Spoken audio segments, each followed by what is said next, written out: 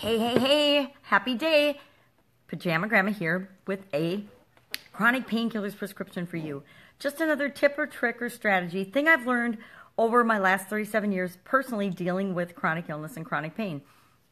Things that have helped me to get better, to feel better, to kill my chronic pain and live the life that I deserve, the life that I want, the life that I love, not the one that I thought I was stuck with.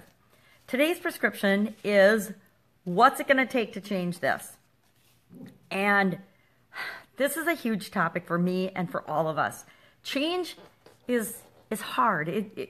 It's constant and never ending, but we humans resist it like the plague. I don't know why, but it is something that we're always pushing against and trying to not embrace. Unfortunately, embracing it is the only way to actually smoothly transition from one thing to the next and make our lives work.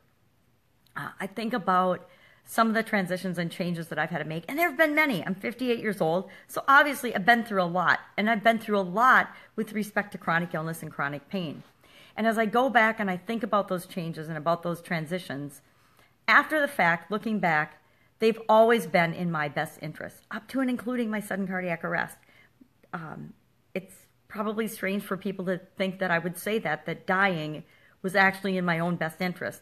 But it was, because that event was the only thing at that point in my life that would have given me permission to just massively change immediately. When I woke up from the coma, I immediately set in place things that I knew I should have been changing for years, for a very long time. Businesses I knew I should have stopped participating in.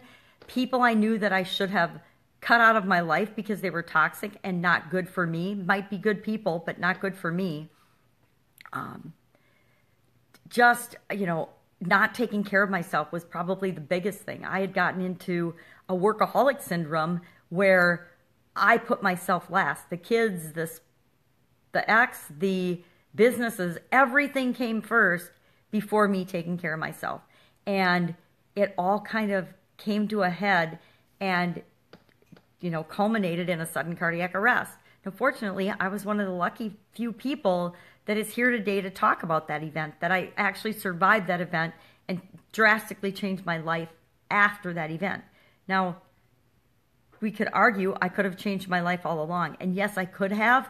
But so often, we humans need to reach a threshold of pain and hopelessness and despair and anger and frustration before we actually make the decision to make a change. So today's prescription, I am encouraging you to stop.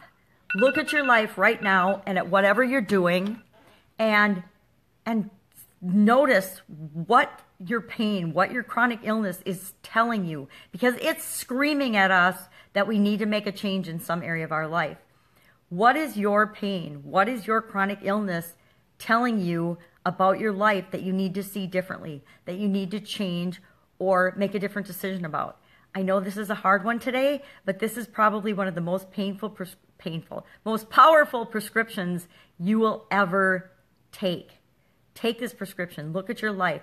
What's an area that you need to make a decision in? What's an area you need to make a change in, but that you've been resisting? And you might have been resisting it like me for decades. And I just want to make sure it doesn't take something like a sudden cardiac arrest or more chronic pain before you see that and know that you have the power to make a different decision about it, to make a different choice. That's it for today. Take today's prescription. Let me know how it impacts your pain. You can always comment below or email me directly at chronicpainkillers@gmail.com, because I really do want to know how you're doing in your journey with chronic pain so that you can kill your chronic pain and live the life that you deserve. Make it an awesome day, and I'll see you again soon with another chronic painkillers prescription. Bye.